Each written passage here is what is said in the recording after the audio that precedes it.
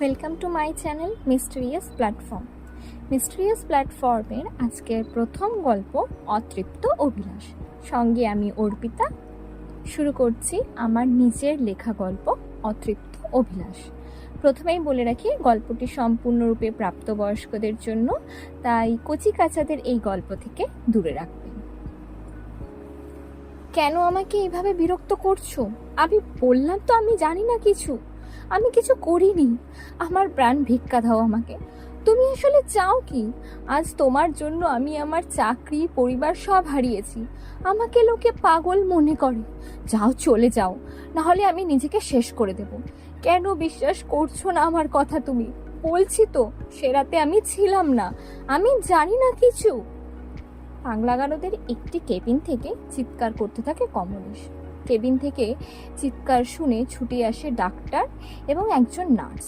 Injection দিয়ে গভীর ঘুমে পাঠিয়ে দেয় কমলেশকে। তারপর বলে, জ্ঞান ফিরলে ইলেকট্রিক শক দেওয়ার ব্যবস্থা করো। কমলেশ 32 বছর বয়সী এক সুঠাম পুরুষ। পুরো নাম কমলেশ রায়চৌধুরী। মেডিকেল কলেজ থেকে MBBS এবং তারপর MD ডিগ্রি নিয়ে বর্তমানে সফল ডাক্তার।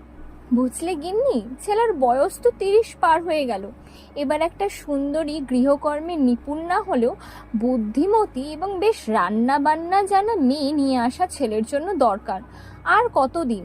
এবার তো নাতিপুতি দেখার সময় হলো, বললেন অমলেশবাবু, কমলেশের বাবা। কমলেশের বাড়ির পরিচয় দিয়ে রাখি। কমলেশের বাড়ি জমিদার বংশ। সে ব্রিটিশকালে বিশাল রমরম ব্যাপার ছিল। ব্রিটিশ চলে যাওয়ার পরও এপার বাংলা আর ওপার বাংলা, দুই বাংলাতেই তাদের সম্পত্তি এখনো রয়ে গেছে। অমলেশবাবুরা দুই ভাই, এক বোন ছিলেন, তিনি মারা গেছেন। অমলেশবাবু এখন রিটায়ার্ড আর্মি অফিসার। চাকরিকালে দেশের উত্তর থেকে দক্ষিণ নানা অংশে ঘুরে বেরিয়েছেন। অমলেশবাবুর ভাই নিশীথবাবু প্রফেসর। সে অবশ্য এখানে থাকেন না, হার্ভার্ড ইউনিভার্সিটিতে হিস্ট্রি পড়ান। অমলেশবাবুর এক ছেলে কমলেশ। নিশীথবাবু বিয়ে করেছেন, একটি মেয়ে অবশ্য বিয়ে হয়ে গেছে, এবং এক ছেলে, সেও অবশ্য বাপের সাথেই থাকে, হিস্ট্রি নিয়েই পড়াশুনো করে। মা, আমি বেরোলাম, ফিরতে দেরি হবে একটু, কমলেশ বলে বেরিয়ে গেল। কমলেশ তার মা বাবাকে নিয়ে চাকরি সূত্রে মালদাহতেই থাকে। অবশ্য কোয়ার্টার নেয়নি, কারণ যখন নিজেদের বাড়ি আছে তখন কোয়ার্টারের কি দরকার। সময় মতো খেয়ে নিস কিন্তু, রোগীর চক্করে পড়ে নিজের খাওয়া দাওয়া ভুলে বসিস না। নানামা হবে না, খেয়ে নেব, চিৎকার করে বলতে বলতে বেরিয়ে গেল কমলেশ। গাড়িতে উঠে বসলো। বেশ কিছু দূর চলার পর গাড়ি সিগন্যালে দাঁড়ায়। ঘড়ি দেখে আর বিরক্তি প্রকাশ করে কমলেশ। ধর, দেরি হয়ে যাচ্ছে, কে জানে কি অবস্থা এখন, তার মধ্যে আজ দুটো ওটি আছে আবার। গাড়ি আগে যাবে না, আগে ঝামেলা হয়েছে, এখন পুলিশ এসে রাস্তা বন্ধ করে দিয়েছে। হঠাৎ ঘুরে দেখে কমলেশ একটি মেয়ে, বয়স ওই 23-24 হবে, সুন্দরী, তবে ফর্সা না, শ্যামলা বর্ণের হলেও চেহারাতে এক অদ্ভুত আকর্ষণ। শরীরের গঠন যেন উর্বশীর ন্যায়, যেখানে যেমন বাকের দরকার ঠিক তেমন। চোখ দুটোতে যেন কিসের একটা রহস্য। কমলেশ হাঁ করে দেখতে থাকে। বলছি, গাড়ি আগে যাবে না, আপনি ঘুরে যান। অচেতন অবস্থা থেকে বেরিয়ে আসে কমলেশ। আসলে আমাদের তো যেতেই হবে, না হলে দেরি হয়ে যাবে, মানুষ বিপদে পড়তে পারে আমরা সময় মতো না গেলে। এগিয়ে যায় কমলেশ। সামনে অবশ্য অসুবিধা হয়নি, কারণ এই অঞ্চলে ঝগড়া ঝামেলা খুনোখুনি যাই হয়ে যাক না কেন, অ্যাম্বুলেন্স আর ডাক্তারের গাড়ি কেউ আটকায় না। যথারীতি সময় মতো পৌঁছে যায় কমলেশ। ফোন বেজে ওঠে। বাবা, খেয়েছিস? কমলেশের মা। হ্যাঁ, খেয়েছি। বাবা, আজ একটু পারলে তাড়াতাড়ি ফিরিস তো, দরকার আছে। কেন? প্রশ্ন করে কমলেশ। আরে আছে, তুই এলে দেখতে পাবি ক্ষণে। সন্ধ্যায় বাড়ি ফিরে ফ্রেশ হতেই সামনে একটি ফটো দেখিয়ে কমলেশের মা বলে, দেখ তো বাবু, পছন্দ কিনা একে। কমলেশ সকালে দেখা সেই মোহময়ী নারীকে মনে করে। ফটোতে থাকা মেয়েটিও সুন্দরী, কিন্তু সকালে দেখা সেই মেয়েটির মতো আকর্ষণ করার মতো তেজ এই মেয়েটির মধ্যে নেই। বদলে এর মধ্যে আছে এক স্নিগ্ধতা ভরা শান্তি, যেন কঠিন জ্বালাতে জ্বলতে থাকা মানুষও এক আলাদা শান্তি পাবে। কি রে বাবু, কি এত ভাবছিস বলতো? পছন্দ হয়নি নাকি? না অন্য কেউ আছে? না না মা, তা না, আমার পছন্দ হয়েছে, বেশ পছন্দ হয়েছে। তা নাম কি ওর? নীলাশা। এনসিয়েন্ট হিস্ট্রিতে মাস্টার্স, খুব ভালো মেয়ে, আরো পড়াশোনার ইচ্ছে ছিল, কিন্তু ওর বাবা মারা যাওয়াতে আর পড়তে পারেনি রে। আচ্ছা, বলল কমলেশ। তাহলে বিয়ের কথা ঠিক করি? কমলেশের মা বলে। উত্তরে কমলেশ কেবল একটা মৃদু হাসি হাসল, মানে রাজি। পরের দিন খবর পাঠায় কমলেশের মা নীলাশার বাড়ি, যে মেয়ে তাদের পছন্দ, যত শীঘ্র বিয়ের ব্যবস্থা নেওয়া যাক। সেই দিন হসপিটালে কমলেশের কেবিনে এক ওয়ার্ড বয় আসে এবং বলে, স্যার, কাল যার অপারেশন হলো তার বাড়ির লোক আপনার সাথে দেখা করতে চাইছে। কমলেশ গাইনো স্পেশাল বলে, ঠিক আছে, আসতে বলো, আমি আসছি। বাইরে বেরিয়ে দেখে সেই মেয়েটি যে কাল এসেছিল কমলেশের গাড়ির সামনে। স্যার, আমার দিদির কি অবস্থা একটু বলতে পারবেন? আসলে ওনার কনসিভ করার পর ইউটেরাসের টিউমারটা বড় হতে শুরু করেছিল। এখন কেটে দিতে উনি ঠিক আছেন। 1 সপ্তাহ পর আপনার দিদিকে বাড়ি নিয়ে যেতে পারবেন। উনি এখন সম্পূর্ণ সুস্থ। ধন্যবাদ জানায় মেয়েটি এবং তারপর সেখান থেকে সে চলে যায়। কমলেশ কেবিনে এসে আকাশ পাতাল চিন্তায় পড়ে। কি এ মেয়েটি? তাকে দেখলেই এমন কেন মনে হয় যে তার সাথে তার বহু দিনের চেনা? এই তো মাত্র কাল দেখলো, আর আজ এইটুকু সময়ের মধ্যে এত কি করে আপন মনে হতে থাকলো তাকে? ভেবে পায় না কমলেশ। ফোন বেজে ওঠে কমলেশ। হ্যালো বাবু, বাড়ি চলে আয় শিগগিরই, মেয়ের বাড়ির লোকেরা তোকে দেখতে এসেছে এখন, বলে কমলেশ। কিন্তু মা, এখন তো আসতে পারবো না, বোঝো, আমার এখন কাজ আছে। রাখ তো তোর কাজ, আগে তুই আসবি, আমি বলে দিলাম তোকে কোনো কাজ করতে হবে না। কি আর করা, জননীর আদেশ মানতে তো হবেই। বাড়ি আসে কমলেশ। ঘরে ঢুকতেই দাঁড়িয়ে পড়ে সে। নীলাশা ফটোতে যত সুন্দর, তার চাইতে অনেক বেশি সুন্দরী সে। দাঁড়িয়ে দেখতে থাকে কমলেশ নীলাশাকে। আসলে আমার মনে হলো ওকে নিয়েই আসি, বেশি দেরি না করে একেবারেই সব হয়ে যাবে। বাস্তবে ফিরে আসে কমলেশ। হ্যাঁ, না মানে ভালোই করেছেন, নানা দিদি ঠিক করেছেন, বলে কমলেশের মা। দেখা সাক্ষাৎ কথাবার্তা সব পাকা হয়ে যায়। ঠিক হয় সামনের বৈশাখেই বিয়ে। এটা ফাল্গুন, হাঁটতে মাত্র 2 মাস, অথচ জোগাড় করতে হবে খুব তাড়াতাড়ি। এইদিকে বিয়ের দিন যত এগিয়ে আসতে থাকে, কমলেশের মন তত ছটফট করা শুরু করে। কি এক অদৃশ্য ডাক তাকে ডাকতে থাকে, কোনো এক মোহময় শক্তি তাকে নিজের দিকে আকর্ষণ করতে থাকে। এরই মধ্যে ঘটে যায় এক ঘটনা। কমলেশ হাসপাতাল থেকে ফিরে ফ্রেশ হতে বাথরুমে যায়। বেসিনের কল খুলে মুখ ধুয়ে আয়না দেখে। হঠাৎ দেখে কোথা থেকে যেন সামান্য কিছু ধোঁয়া এসে কুণ্ডলি পাকাতে থাকে। প্রথমটা কমলেশ বুঝতে পারে না যে কোথা থেকে এই ধোঁয়া আসছে, এবং দেখতে দেখতে তা এক অবয়ব গঠন করতে থাকে। অবয়ব অর্ধেক গঠন হয়েছে কি ঠিক এই সময় দমকা একটা হাওয়া কোথা থেকে এসে তা শেষ করে দেয় এবং সম্পূর্ণ ধোঁয়া কোথায় যেন মিলিয়ে যায়। কমলেশ কিছু বুঝতে পারে না, হতচকিত হয়ে যায় সব ঘটনা দেখে। যাই হোক, হাত মুখ ধুয়ে বাইরে আসতেই দেখে ফোনে 3টে missed call. Nilasha. Call back করে কমলেশ। ব্যস্ত? আরে না না, বাথরুমে ছিলাম, বলো। না, আসলে তোমার হাতের আংটির মাপটা চাই, তাই আর কি, বলে নীলাশা। ও, কাল পাঠিয়ে দেবো, এই বলে ফোন কেটে দেয় কমলেশ। রাতে খেয়ে দিয়ে ঘুমোতে যায় কমলেশ। রাত প্রায় 1:30টার মতো বাজে। হঠাৎ একটা খিলখিল হাসি। কমলেশ, কমলেশ, শুনতে পাচ্ছ? মিষ্টি একটা সুরে ডাক। উঠে বসে কমলেশ। কি হলো কমলেশ?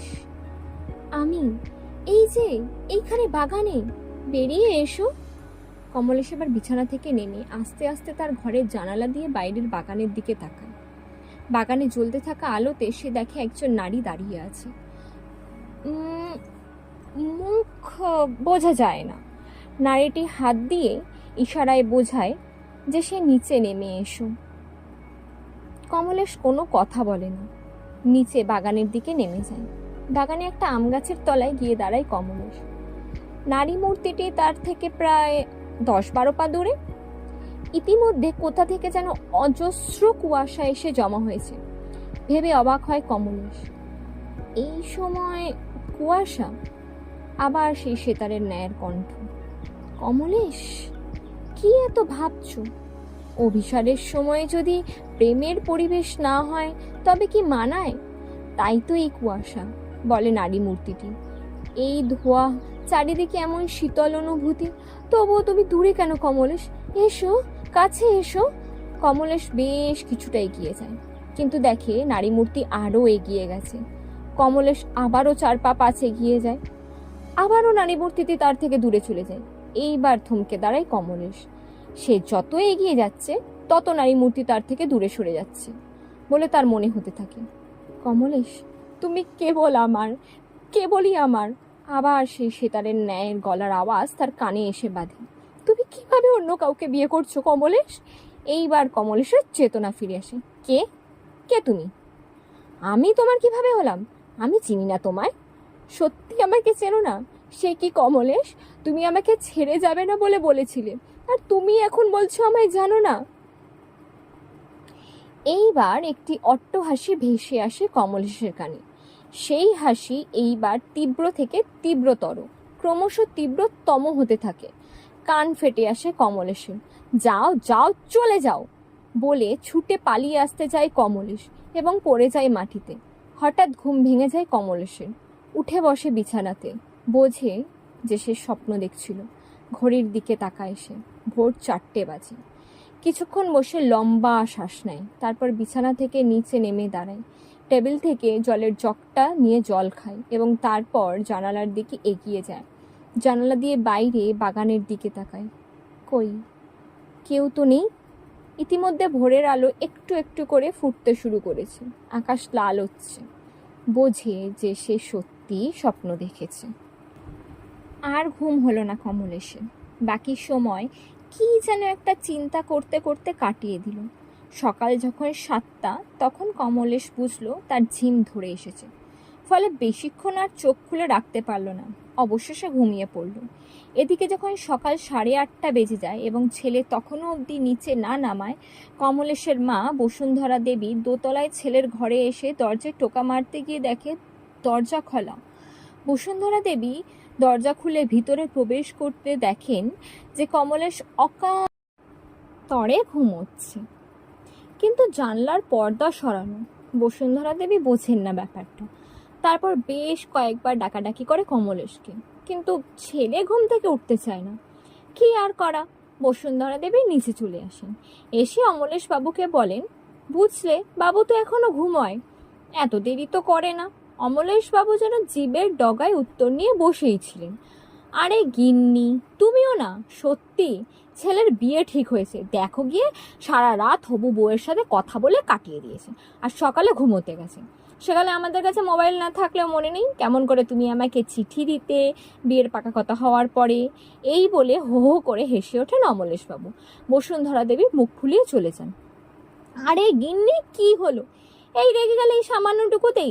আরে তুমি না, কি বলি তোমাকে। মা, আমাকে ডাকোনি কেন একবারও? সকাল 11টা বাজছে। কমলেশ রান্নাঘরে এসে তার মাকে বলতে থাকে। ডাকতে তো গেছিলাম, তুই এত গভীর ঘুমেছিলি যে উঠলি না। তা বেরোবি তো নাকি? জিজ্ঞেস করেন বসুন্ধরা দেবী। না, আজ আর যাবো না। তুমি দাও তো, কিছু খেতে দাও, আমি খাবার টেবিলে গেলাম। খাবার দিতে এসে বসুন্ধরা দেবী কমলেশকে জিজ্ঞেস করেন, আচ্ছা বাবু, কাল রাতে তুই দরজা বন্ধ করিসনি নাকি? আর জানলার পর্দাটাও দেখলাম সরানো। চায়ের কাপে চুমুক দিতে যাচ্ছিল কি এমন সময় এই কথা শুনে কমলেশ থমকে যায়। কি বলো?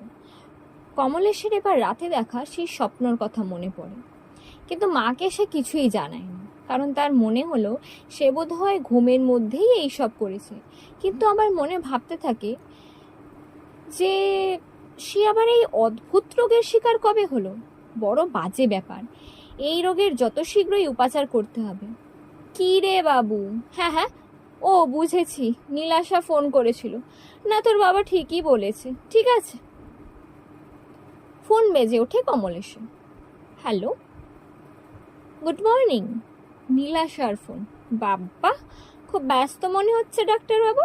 সকাল থেকে 10 বার ফোন করেছি, দেখো। 10 বার? কমলেশ শুনে হাঁ। কি বলো? আজ্ঞে হ্যাঁ। কোথায় কোথায় ছিলে জিজ্ঞেস করে নীলাশা। এই বাড়িতে, আজ আর যাইনি। ও, ভালোই হলো। তাহলে বলছি শোনো না, তাহলে আংটির মাপটা দুইজনে মিলে দিয়ে আসি, চলো। কমলেশ খুশি হয়, কারণ এই প্রথম সে নীলাশার সাথে বেরোবে। আচ্ছা একটু দাঁড়াও, ঘন্টা 1 বাদে আমি তোমার বাড়ি থেকে পিক আপ করে নিচ্ছি তোমাকে। আচ্ছা, বলে নীলাশা। গাড়ি বের করে কিছুটা দূর যেতেই থমকে দাঁড়িয়ে পড়ে কমলেশ। সেই মেয়েটা না? হ্যাঁ, সেই তো, তার পেশেন্টের বোন। গাড়ির কাচ নামায় কমলেশ। কি ব্যাপার এখানে হঠাৎ? ও, ডাক্তারবাবু আপনি? না আসলে এইদিকে একটা কাজে এসেছিলাম, বাজারের দিকে যাচ্ছি, একটু ছেড়ে দেবেন তাহলে খুব ভালো হয়।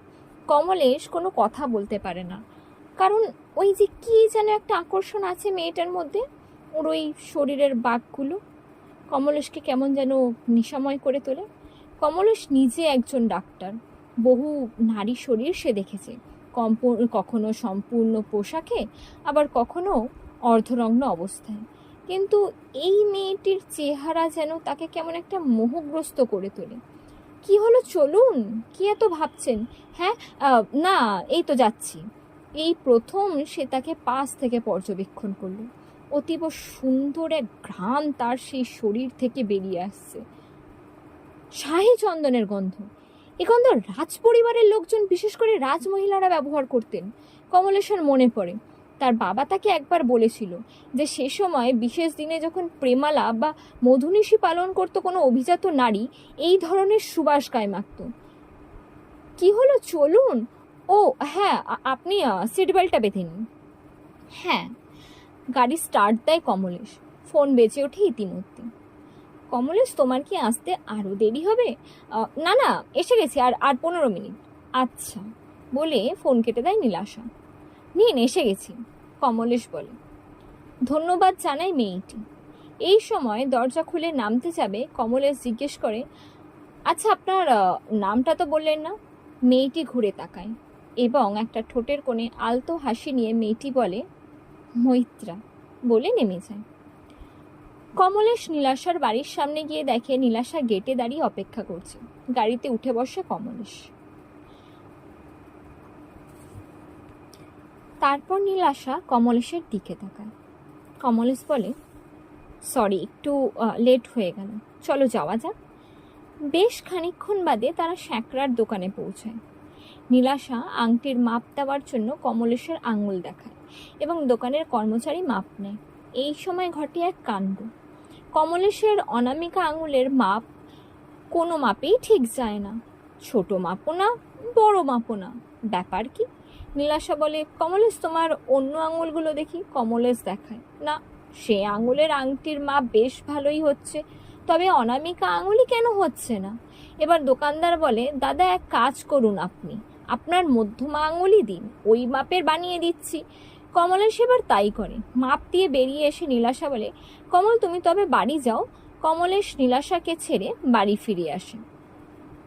রাত 2টো বাজে। কমলেশের ফোন বেজে ওঠে হঠাৎ। হ্যালো ডাক্তারবাবু, আপনার পেশেন্টের অবস্থা খুব খারাপ, ফিমেল কেবিনে 20 নম্বর বেডের পেশেন্ট, আপনি আসুন জলদি। কমলেশ হন্তদন্ত হয়ে উঠে বসে এবং তারপরে বেরিয়ে পড়ে। গাড়ি স্টার্ট দেয়। 15 মিনিট বাদে আচমকাই গাড়ি থামিয়ে দেয় কমলেশ। সামনে কি ওটা? আবছায়া, ঠিক ঠাহর হয় না। কুণ্ডলী পাখি একটা নারী মূর্তি তৈরি করছে, তাই না? হ্যাঁ তাই তো। 5 মিনিট দাঁড়িয়ে থাকে কমলেশ। এবার আস্তে আস্তে ধোঁয়া কেটে গিয়ে পরিষ্কার হয় রাস্তা। কমলেশ গাড়ি স্টার্ট দিতে যাবে, তার এই সময় মনে পড়ে সে কি কারণে বাড়ি থেকে বেরিয়ে এলো। তার ফোন এসেছিল, কিন্তু সে ফোন এসাতেই এরকমভাবে বাড়ি থেকে উদ্ভ্রান্তের মতো বেরিয়ে এলো কেন? তার পেশেন্ট ফিমেল কেবিনে আছে, অবস্থা খারাপ। না, কেউই তো নেই, যে ছিল সে তো বাড়ি চলে গেছে। অ্যান্ড ওয়েট, ফিমেল কেবিনে 20 নম্বর বেড? কেবিনে তো 20 নম্বর বেড হয় না, একটা করে বেড বা জোর হলে 2টো বেড কিংবা 3টে বেড থাকে। তাহলে কি সে ভুল শুনল? এই সময় পিছন থেকে একটা কুকুর সুর করে কেঁদে উঠল। কমলেশের কেমন যেন একটু গা ছমছম করে ওঠে। হঠাৎ তার মনে হলো কাঁধে কেউ যেন একটা শীতল স্পর্শ করে গেল তাকে, আর একটা মিষ্টি খিলখিল হাসি। কমলেশ, কমলেশ, আমার কমলেশ তুমি। কানে কেন কে যেন ফিসফিসিয়ে বলে গেল। কমলেশ বাদিক ঘুরে দেখে, গাড়িতে তো কেউই নেই, থাকবেই বা কী করে। এবার গাড়ির দরজা খুলে বাইরে বেরিয়ে আসে কমলেশ। গাড়ির চারপাশটা ভালো করে দেখে সে, কেউ কোথাও নেই। তবে কি তার মনের ভুল? ঘড়ির দিকে তাকায়, রাত 2:45 বাজছে। এবার কুয়াশা ধীরে ধীরে আরও গভীর হওয়া শুরু করেছে। কমলেশ গাড়িতে উঠে বসে এবং গাড়ি স্টার্ট দিয়ে রওনা দেয় হসপিটালের দিকে। 4টে নাগাদ হসপিটাল পৌঁছায় কমলেশ। রিসেপশনে গিয়ে দেখে কেউ নেই, রিসেপশন ফাঁকা। লিফটের সামনে গিয়ে দেখে লিফটম্যান অকাতরে ঘুমোচ্ছে নাক ডেকে। কমলেশের আওয়াজে জেগে ওঠে লিফটম্যান। কমলেশ বলে, রিসেপশনে কার ডিউটি? লিফটম্যান জবাব দেয়, মুরারি বাবুর। কমলেশ প্রশ্ন করে, কই তিনি? দেখলাম না তো। এবার লিফটম্যান রিসেপশনে গিয়ে দেখেন ফাঁকা। বেশ কিছুক্ষণ বাদে মুরারি বাবু আসেন। কমলেশ জিজ্ঞেস করেন, আপনি আমাকে ফোন করেছিলেন? মুরারি বাবু বলেন, কই না তো স্যার। কেন, কিছু হয়েছে? কমলেশ বলে, কেউ আমার সাথে মশকরা করেছে। ঠিক আছে, এই বলে সে তার নিচের কেবিনে চলে যায়। সকাল 6টা নাগাদ কমলেশ বাড়ি ফেরে। কমলেশকে বাড়ি ফিরতে দেখে তার মা তাকে জিজ্ঞেস করে, বাবু কোথায় ছিলি? কমলেশ কোনো জবাব দেয় না, উপরে চলে যায় এবং বলে, মা 1 কাপ চা নিয়ে একটু ঘরে আসবে, কিছু কথা ছিল। বসুন্ধরা দেবী কিছু বুঝতে পারেন না। কিছু বাদে চা নিয়ে কমলেশের ঘরে যেতেই কমলেশ তার মাকে বসিয়ে চা খেতে খেতে সব ঘটনা খুলে বলে। বসুন্ধরা দেবী শুনে বলেন, বাবা এগুলো হয়, বিজ্ঞান হয়তো মানে না, কিন্তু মা ঠাকুমা বলতেন, জানিস তো, বিয়ে ঠিক হয়ে গেলে খুব সাবধানে থাকতে হয়, বিয়ের 1 বছর অবধি। কিন্তু তোরা তো মানতেই চাস না, সব কিছুতে বাড়াবাড়ি। যাক গিয়ে এখন একটু সাবধানে থাকিস। ও হ্যাঁ, পরশু তোকে আশীর্বাদ করতে মেয়ের বাড়ি থেকে লোক আসবে, রেডি হয়ে থাকিস। আশীর্বাদ ভালোই ভালোই মিটল। বিয়ের আর মাত্র সপ্তাহখানেক বাকি। বলা বাহুল্য, এর মধ্যে আর তেমন কিছুই ঘটেনি কমলেশের সাথে। কালে কালে বিয়ের দিন এসে ঠেকল। আর মাত্র 1 দিন, আগামীকাল বিয়ে। বাড়ি ভর্তি লোকজন, গম গম করছে চারপাশ। জমিদারি নেই, কিন্তু জমিদারির আদব কায়দা এখনো বর্তমান। ছেলে ঘোড়ায় করে বিয়ে করতে যাবে। সাদা পক্ষীরাজ ঘোড়ার মতো ঘোড়া আনা হলো। সেই দিন রাতের কথা। একটু তাড়াতাড়ি ঘুমোতে গেল কমলেশ, কারণ পরের দিন সকাল সকাল উঠতে হবে। রাত প্রায় 12টা। আবার সেই মিষ্টি সেথারের কণ্ঠ, কমলেশ, তোমাকে বলেছিলাম না তুমি কেবল আমার? তবে তুমি বিয়ে কি করে করছো? এই কথাগুলোতে একটা শুষ্ক আবেগ ছিল। কিন্তু তারপর কমলেশ উঠে বসে। কে তুমি? কমলেশ জিজ্ঞেস করে। বাইরে এসো, বাগানে। সেই সেতারের ন্যায় কণ্ঠটি আবার বলে ওঠে।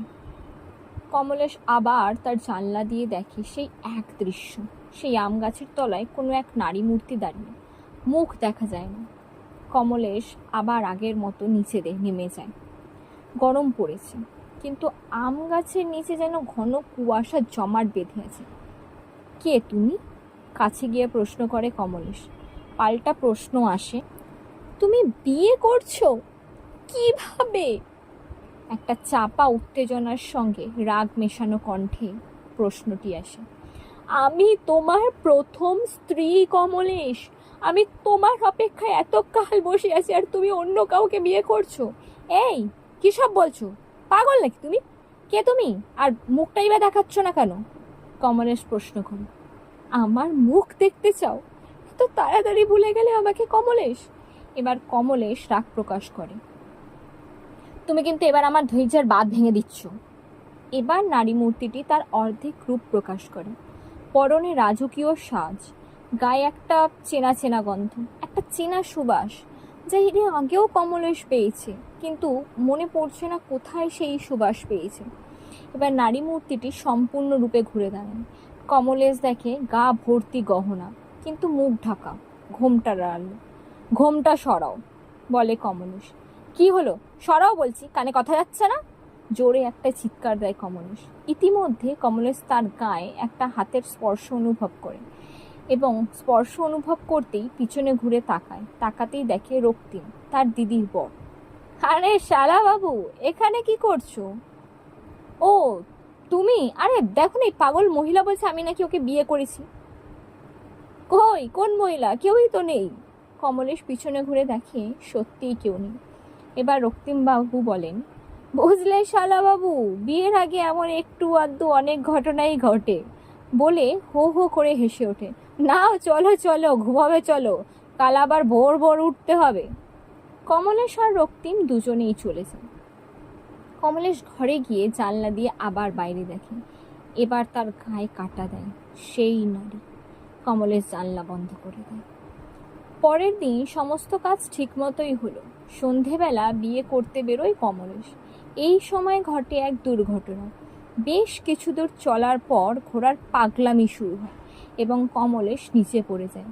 ফলে গুরুতর চোট পায় ডান হাতে। এই সময় কমলেশকে ধরাধরি করে গাড়িতে বসানো হয়। কমলেশ গাড়িতে বসে দেখতে পায় সেই নারী মূর্তি দাঁড়িয়ে আছে সবার পিছনে এবং তার কানে ভেসে আসতে থাকে একটাই কথা, বিয়ে করে তুমি ভালো করছো না, ফল ভোগার জন্য তুমি তৈরি থাকো। এসবে শুরু কমলেশ, এসবে শুরু। গাড়িতে উঠে বসে কমলেশ। না, হাত ভেঙে যায়নি, তবে শিরা উঠে গিয়ে মারাত্মক ফুলে উঠেছে ডান হাত। কমলেশের দিদি অর্থাৎ তার কাকার মেয়ে এই ঘটনায় চিন্তায় পড়েছে। কিন্তু কমলেশ, সে কেমন আছে? না, চোট পেয়ে আহত হওয়ার চাইতেও বেশি তার মস্তিষ্ক কেবল এই জানান দিচ্ছে তার সমগ্র শরীরকে কে ওই নারী মূর্তি। তারও আজ কমলেশই কেন বারবার শুনতে পায়, আর কেন কেউ পায় না? কেনই বা সেই স্ত্রী বারবার বলছে যে সে তার স্ত্রী? কেন কেন কেন? এই একটু আগে অব্দিও সব কত সুন্দর ছিল, কিন্তু সব সুন্দরে মেতেছিল, কিন্তু এখন কোন বিষণ্ণতার ছাপ এসে নিজের অস্তিত্বের প্রমাণ দিয়ে গেল? ব্যাপার বুঝতে পেরে রক্তিম বলে ওঠে, এই আপনারাও না? আরে শালাবাবুর কি আর ঘোড়ায় চড়া অভ্যেস আছে? সে যায় তো নিজের 4 পা যুক্ত ইঞ্জিন ঘোরাতে। এই বাজনা নাও, বাজাও বাজাও তো দেখি। আবার শুরু হয় বাজনার আওয়াজ, আবারও সব মেতে ওঠে। কিন্তু কমলেশ না, এইবার সেও নিজের মনকে সান্ত্বনা দেয় যে সারাদিন না খাওয়া দাওয়ার ফলে তার মস্তিষ্ক দুর্বল হয়ে পড়েছে, তাই সে উল্টোপাল্টা জিনিস দেখছে। তবে হাতের চোটটা গুরুতর। এবার তার মনে হতে লাগলো তার বোধহয় সত্যি মস্তিষ্কের বিকার ঘটতে পারে। কিছু দূর এগোতেই গাড়ি দাঁড় করাতে বলে কমলেশ। পেইন কিলার খায় 2টো। ব্যথাটা অনেকটা লাঘব হয়। তারপর আবার গাড়ি চলা শুরু করে। রাত 10টায় লগ্ন। যথারীতি বরের গাড়ি এসে দাঁড়ায় লজের গেটে। বরণ সম্পন্ন হয়। বিয়ের সব আচার অনুষ্ঠান ঠিক মতোই হয়। বাঁধ সাধে সিঁদুর দানের সময়। কমলেশ জানতো 2টো পেইন কিলার মানে সকালের আগে তার হাতের ব্যথা বোঝা যাবে না, কিন্তু সিঁদুর দানের সময় অসহ্য যন্ত্রণায় ঝনঝন করে ওঠে কমলেশের হাত। তবুও কোনো রকমে ব্যথা সামাল দেয় সে, বুঝতে দেয় না কাউকে। জাতি ভরে সিঁদুর তোলে, কিন্তু এই সময় হাত থেকে জাতি পড়ে যাচ্ছিল কি সাথে সাথে নীলাশা তা ধরে নেয়। কি হলো কমল, হাত ফসকে যাচ্ছে কেন তোমার? Everything is all right? Yeah okay, বলে কমলেশ। কমলেশের দিদি ব্যাপার বুঝতে পেরে কমলেশের হাত ধরে সিঁদুরদানের কাজ সম্পন্ন করে। বিয়ের পিঁড়ি ছেড়ে নবদম্পতি যখন সকল গুরুজনের আশীর্বাদ নিতে যাবে, কমলেশের চোখ পড়ে বাইরে জানালার পাশে। ওকে, সেই নারী মূর্তি এইখানে কি করে? কি সব হচ্ছে এগুলো আমার সাথে? কমলেশ আরও দেখে নারী মূর্তির ঘোমটা দিয়ে মুখ ঢাকা, কিন্তু সেই ঘোমটার ভিতর থেকেই দেখা যাচ্ছে তার হিংস্র মুখের অভিব্যক্তি। কমলেশ ছিটকে দূরে সরে আসে। কি হলো? নীলাশা জিজ্ঞেস করে। না, আসলে হাতে খুব চোট পেয়েছি তাই আর কি, নীলাশা প্রশ্ন করতে গেলে আর বেশি কথা বাড়ায় না কমলেশ। পরদিন যখন কমলেশ নববধূকে নিয়ে ফিরছে, তার কানে আবার ভেসে আসে সেই চেনা পরিচিতি কণ্ঠ। কমলেশ, তৈরি হয়ে যাও, তোমার করুণ পরিণতির জন্য তুমি তৈরি হয়ে যাও। ধীরে অথচ রাগ মেশানো কণ্ঠে কমলেশ সমস্ত কিছু শুনতে পায়। কমলেশের চোয়াল শক্ত হয়ে যায়। কিসের পরিণতির কথা বলছো তুমি? এই কে তুমি? সামনে আসছো না কেন? প্রশ্ন করে কমলেশ শূন্যের দিকে তাকিয়ে। হঠাৎ করে গাড়ি থেমে যায়। নীলাশা বুঝে উঠতে পারে না। কমল, কি হলো? কাকে কি বলছো? কে? কিসের করুণ পরিণতি? কি হলো তোমার? কাল থেকে দেখছি তুমি কেমন বদলে গেছো। এবার কমলেশ বোঝে সে কি করে ফেলেছে। হ্যাঁ, কই কিছু না তো। এই গাড়ি চালাও।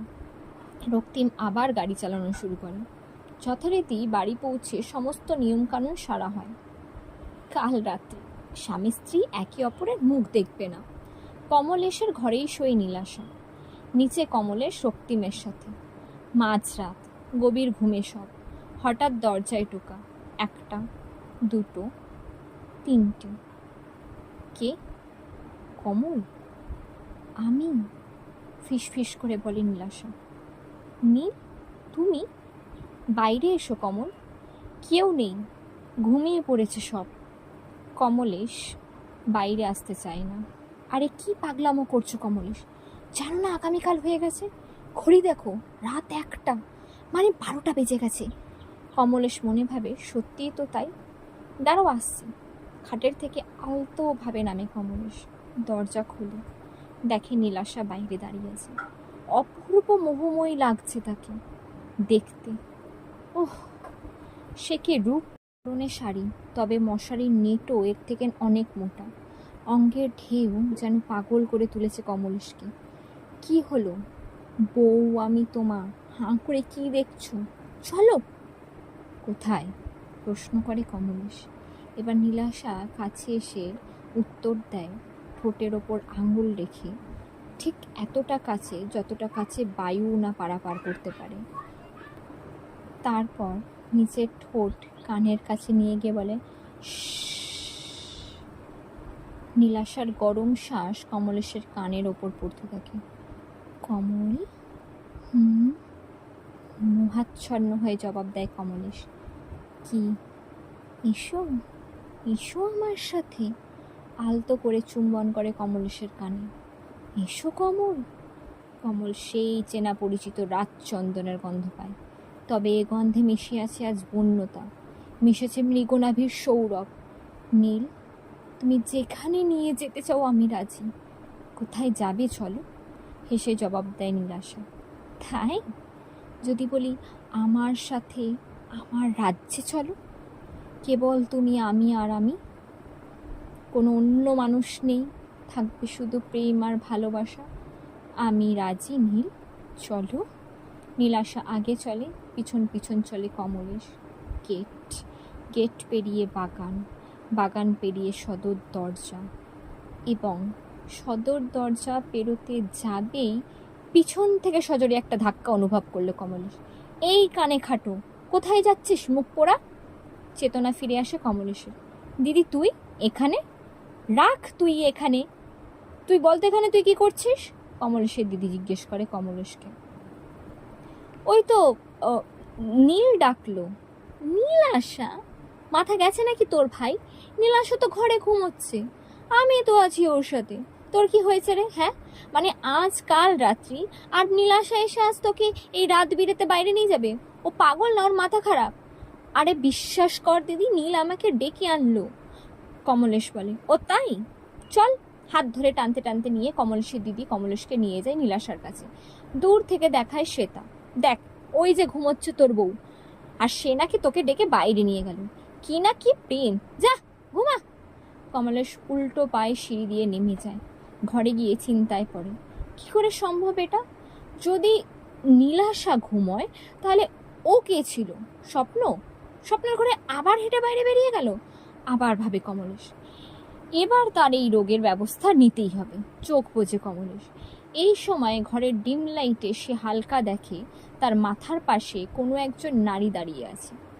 একজন নারী। কমলেশ স্তম্ভিত হয়ে যায়। এবার সে আর পাশ ফিরতে পারে না, মুখ দিয়ে আওয়াজও বার করতে পারে না। কমলেশ, চলে এলে কেন? ও বুঝেছি, ওপরে তোমার বউকে দেখে অবাক হলে। কি করব বলো, একটু মস্করা তো নিজের স্বামীর সাথে করাই যেতে পারে। কমলেশ প্রশ্ন করতে যাবে, বোঝে তার গলা দিয়ে একটা শব্দ বার করার মতো তার ক্ষমতাও নেই। কমলেশ বুঝতে পারে তার স্লিপিং প্যারালাইসিস হয়েছে। এবার সেই নারী কমলেশের মাথায় হাত বুলানো শুরু করে। তুমি জানো আমি তোমার জন্য কত বছর অপেক্ষা করে আছি? জানো না, মনে করার চেষ্টাও করোনি, তুমি সব ভুলে গেছো। কমলেশ বোঝে যদিও বা মাথায় হাত বুলানোতে প্রেমের স্পর্শ আছে, কিন্তু কথাতে অসংখ্য অভিমান আর রাগ। তুমি আমার সব ছিলে, কিন্তু আমাকে কোনোদিনও মেনে নিলে না। কমলেশ, তোমাকে আমি এত তাড়াতাড়ি শেষ করব না। না, বলবো যে আমি কে। যখন তোমার প্রাণের প্রিয়তমা তোমায় ছেড়ে যাবে তখন বলবো। এই বলে নারী মূর্তি উধাও হয়। কমলেশ তার শরীরকে আগের মতো নাড়াচাড়া করতে পারে। উঠে বসে আবার বিছানায়, টেবিলে রাখা জলের বোতল নিয়ে জল খায়। রক্তিমকে ডেকে তোলে। তারপর ঘুম চোখে রক্তিম বলে, ভায়া ঘুমাও, বিয়ের সময় আর পরে অনেক কিছুই হয় বলেছিলাম না। এখন বিয়ের আরো চাপ পড়া বাকি আছে, কত কিছু দেখবে শুনবে, কিন্তু বউয়ের কথাই শেষ, বুঝলে তো? বউয়ের কথাই শেষ শুনতে হবে। ঘুমাও ভাই, ঘুমাও। পরদিন ফুলশয্যার রাত। ঘরে প্রবেশ করে কমলেশ। বেশ সুন্দর সাজিয়েছে। নীলাশা জানলার কাছে দাঁড়িয়ে আম গাছের দিকে তাকিয়ে আছে। ঘরে ঢুকতেই কমলেশ সেই চন্দনের সুবাস পেল, সাথে মৃগনাভিরও। নীলাশা তখনও জানলার দিকে মুখ করে দাঁড়িয়ে আছে। কি দেখছো নি? জানলার দিকে মুখ করেই নীলাশা উত্তর দেয়, আম গাছ। আম গাছ? এ রাতে কি আম গাছ দেখেই কাটাবে? কমলেশ প্রশ্ন ছুড়ে দেয়। না, বলে নীলাশা। তবে? কাছে যায় কমলেশ, হাত রাখে নীলাশার কোমরে। দেখো কমল, আম গাছের নিচটায় কেমন যেন কুয়াশা জমেছে না? এই গরমেও কুয়াশা, কিন্তু বেশ অপূর্ব লাগছে। কই দেখি। বলে কমলেশ নিচে আম গাছের দিকে তাকায়। মুহূর্তেই সেই নারী মূর্তিকে সে আবারও দেখতে পায় কমলেশ, এবং পলক ফেলতে ফেলতে নারী মূর্তি উধাও হয়ে যায়। কমলেশ চারিদিকে চোখ ফিরিয়ে খুঁজতে থাকে, কোথাও দেখতে পায় না। কাকে খুঁজছো কমল? প্রশ্ন আসে পাশ থেকে। ওহো, ওই আম গাছের নিচে দাঁড়িয়েছিল যে, তাকে? কমলেশ বলে, তুমি দেখেছো তাকে নীল? নীলাশা বলে, হ্যাঁ, সেই তো, এখানে দেখো। কই? প্রশ্ন করে কমলেশ। এবার কমলেশ চোখ ফেরায় নীলাশার দিকে, তারপর তাকায়। তাকাতেই ছিটকে সরে যায় দেওয়ালের দিকে। হেই তো আমি তোমার সামনে। কমলেশের বোধ শক্তি কাজ করা বন্ধ করে দেয়। তুমি তুমি কি করে? তুমি তো ওই গাছের ঘরেই ছিলে না? একটা বিকট হাসির শব্দে কান ফেটে যায় কমলেশের। মূর্খ পুরুষ, আমি সর্বত্র আছি। এই বলে নিরাশা মুহূর্তের মধ্যে কখন বা বাইরে, আবার কখন বা আম গাছের তলায়, আবার কখনো বা বিছানায়, আবার কখনো বা সেই জানলার ধারে, এবং কখনো বা কমলেশের সামনে বিচরণ করতে থাকে। কমলেশ আর সহ্য করতে পারে না, চেতনা হারিয়ে যায় তার, পড়ে যায় ঘরের মেঝেতে। ঘন্টা এক বাদে নীলাশাকে নিয়ে ঘরে আসে বাকিরা। কমলেশকে মেঝেতে পড়ে থাকতে দেখে চোখে মুখে জল ছিটিয়ে বিছানায় শুয়ে দেওয়া হয়। নীলাশা বোঝে যে গরমে আর অতিরিক্ত চাপে কমলেশের ডিহাইড্রেশন হয়ে গেছে। কিন্তু ও এখানে একা কি করছিল, আর এলোই বা কখন? প্রশ্ন করে এক মহিলা। নীলাশা বলে, মনে হয় ওর শরীরটা ঠিক লাগছিল না, তাই এসেছিল। কমলেশ আর নীলাশাকে একান্তে ছেড়ে সবাই বাইরে এলো। যথারীতি কমলেশের জ্ঞান ফেরে ভোরের দিকে। কমলেশ দেখে নীলাশা পাশে শুয়ে পড়েছে। কমলেশ বোঝে তার মাথা তখনও ধরে আছে। মনে করার চেষ্টা করে কি হয়েছিল। মনে পড়তেই নীলাশার দিকে তাকায়। একটু ভয়ে ভয়ে নীলাশাকে জাগায়। নীলাশা জাগলে কমলেশ প্রশ্ন করে, তুমি? হ্যাঁ। তারপর সব ঘটনা খুলে বলে কমলেশ নীলাশাকে। কমলেশ এবার আর কোনো যুক্তি খুঁজে পায় না। সে বলে, আচ্ছা ঘুমাও, তবে এখনো দেরি আছে সকাল হতে। এক সপ্তাহ পরের কথা। নীলাশা একটা প্রাইভেট স্কুলে পড়ে। স্কুল থেকে বাড়ি ফেরার সময় দেখে কমলেশ রাস্তায় একটি মেয়েকে গাড়িতে সামনের সিটে বসায় এবং চলে যায়। নীলাশা কোনো কথা বলে না, চুপচাপ বাড়ি চলে আসে। কমলেশ বাড়িতে ফিরতে নীলাশা কমলেশকে মেয়েটির ব্যাপারে জানতে চাওয়ায় কমলেশ বলে ওর নাম মৈত্রা, পরিচিত একজন। বিয়ের কথা জানতে পারায় ট্রিট চেয়েছিল, তাই আর কি। কথা এড়িয়ে চলে যায় নীলাশা। এরপর থেকে প্রতি রাতে নীলাশা লক্ষ্য করতে থাকে রাত 12টা বাজলেই কমলেশ বাইরে বেরিয়ে বাগানের দিকে চলে যায়। প্রায় রাত করে বাড়ি ফেরে, কেমন যেন একটা চঞ্চল মনস্ক হয়ে উঠেছে। নীলাশা এবার লক্ষ্য করা শুরু করে কমলেশের গায়ের গন্ধ কোনো মেয়েলি পারফিউমের, যা কমলেশ ব্যবহারই করে না। মানে কি? কমলেশ স্প্রে করে যায় মেন্স পারফিউম বাড়ি থেকে, আর বাড়ি ফেরার সময় সেটা মেয়েদের হয় কি করে? বুঝে উঠতে পারে না নীলাশা। আবার কিছু জানতেও চাওয়া যায় না, কারণ একদিন দুপুরবেলার কথা, কমলেশ নিজের কেবিনেই বসে আছে। হঠাৎ বাইরে থেকে একটা টোকা পড়ে কেবিনের দরজায়। আসুন, কমলেশ বলে, কিন্তু কেউই আসে না। আবার টোকা পড়ে, আবারও কমলেশ বলে, কে আছেন, চলে আসুন, কিন্তু এবারও কেউ এলো না। আবার টোকা, কি হলো, বললাম তো আসুন, কিন্তু এবারও কেউ এলো না। এবার কমলেশ নিজেই উঠে দরজা খোলে, কিন্তু দেখে কেউ নেই। দরজা বন্ধ করে এসে চেয়ারে বসে, আবার দরজায় টোকা।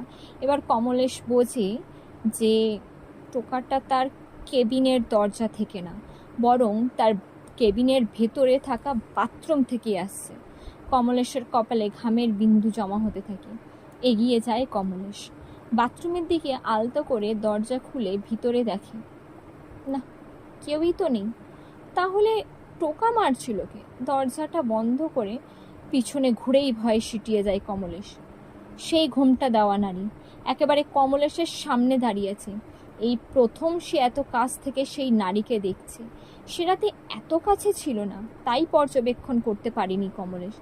কি বিভৎস পোড়া গন্ধ ছাড়ছে এই মহিলার শরীর থেকে।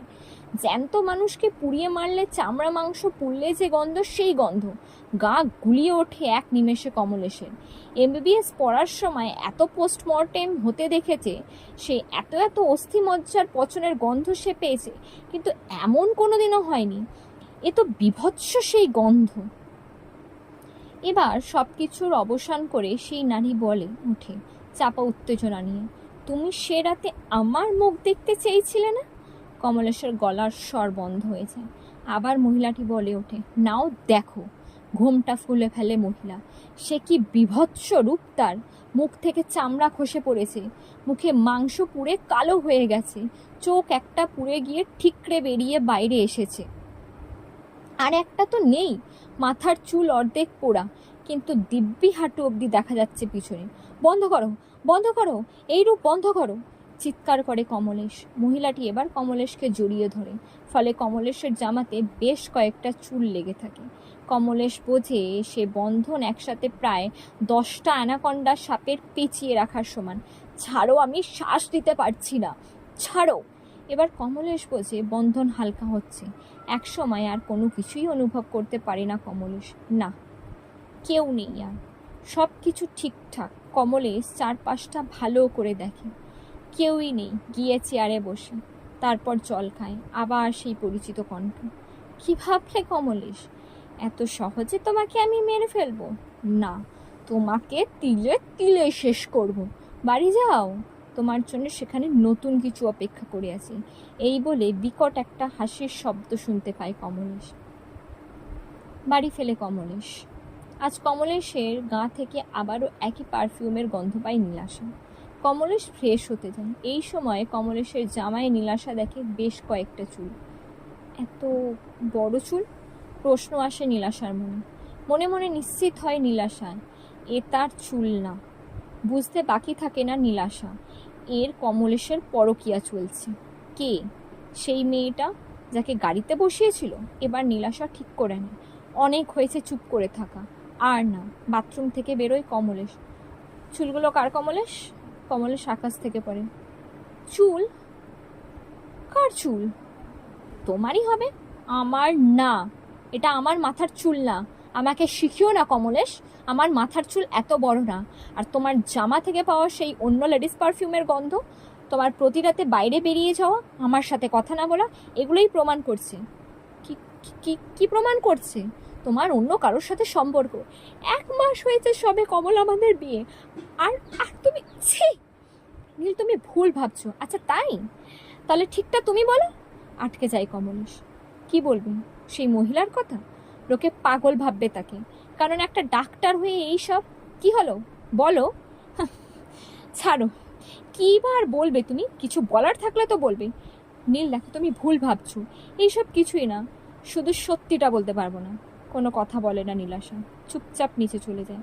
পরদিন সকালে কমলেশ চুপচাপ বেরিয়ে যায়, নীলাশাও কোনো কথা বলে না। সকাল 11টায় একটা সিজার আছে, তৈরি হয়ে নেয় কমলেশ। ওটির দিকে যায়, নার্সকে জিজ্ঞেস করে সব রেডি? নার্স বলেন হ্যাঁ স্যার। যথারীতি অপারেশন শুরু হওয়ার সময় চলে আসে। অপারেশন টেবিলে পেশেন্টকে দেখেই সিটিয়ে যায় কমলেশ। ভয় দূরে চলে যায়, সমস্ত সরঞ্জাম ছুঁড়ে ফেলে দেয়, কারণ পেশেন্ট আর কেউ না, সেই পুড়ে যাওয়া মহিলা। ছুটে আসে নার্স এবং দুইজন জুনিয়র ডাক্তার। স্যার কি হয়েছে? এ কে? কেন স্যার আপনার পেশেন্ট? না না না না, ও আমার পেশেন্ট না।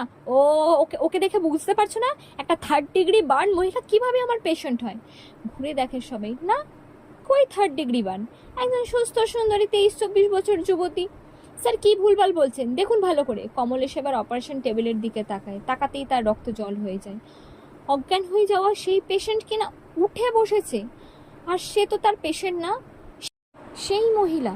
কমলেশ চিৎকার করে বলে, কি বলছো ভুলভাল, ঠিক করে দেখো। ওই তো উঠে বসে আছে। আবার সবাই দেখে, কিন্তু না, সবই তো ঠিকঠাক। এবার নার্স কমলেশের জুনিয়রদের বলে তারা যেন কমলেশকে সামাল দেয়, আজ সিজার করতেই হবে। বেরিয়ে যায় একজন নার্স, ফিরে আসে কিছুক্ষণ বাদে অন্য একজন এমবিবিএস ডাক্তারকে নিয়ে, এবং কমলেশকে তার কেবিনে নিয়ে যেতে বলা হয়। ঘটনার 3 ঘন্টা বাদে কমলেশ বাড়ি আসে। অন্য এক সহকারী তাকে বাড়ি দিয়ে যায় এবং বসুন্ধরা দেবীকে সব খুলে বলে। চিন্তায় পড়ে যান বসুন্ধরা দেবী। নীলাশা বাড়ি ফিরলে তাকে সব কথা খুলে বলে বসুন্ধরা দেবী। নীলাশা কমলেশের কথা জিজ্ঞেস করাতে বলে ও ঘুমাচ্ছে। কমলেশ ধর ফরিয়ে উঠে বসে। কমলেশ? কে? আমি বলেছিলাম না তোমার করুণ অবস্থা শুরু হবে? দেখো, হয়ে গেছে। তোমার সহকারী তোমাকে পাগল মনে করছে। এবার কমলেশ দেখে সেই নারী তার সামনে ঘুরে বেড়াচ্ছে। কি কি কি কি কি কি কি কি চাই তোমার? কেন আমার সাথে এমন করছো? আমি কি চাই এত তাড়াতাড়ি ভুলে গেলে আমাকে কমলেশ? কে তুমি? কি চাই তোমার বলো? প্রশ্ন করে আবার কমলেশ। হাত জোর করছি, আমাকে ছেড়ে দাও। কেন করছো তুমি?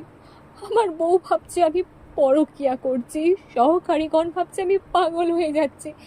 কেন এমন করছো? এই শুরু কমলেশ, এই তো সবে তোমার শুরু। রাগে গর্জে উঠে তারপর সেই নারী মূর্তি বলে, তোমার কিছুই মনে নেই? আজ 450 বছর ধরে তোমার অপেক্ষায় বসে আছে আর তোমার মনে নেই? 450 বছর? বিস্ময় প্রকাশ করে কমলেশ।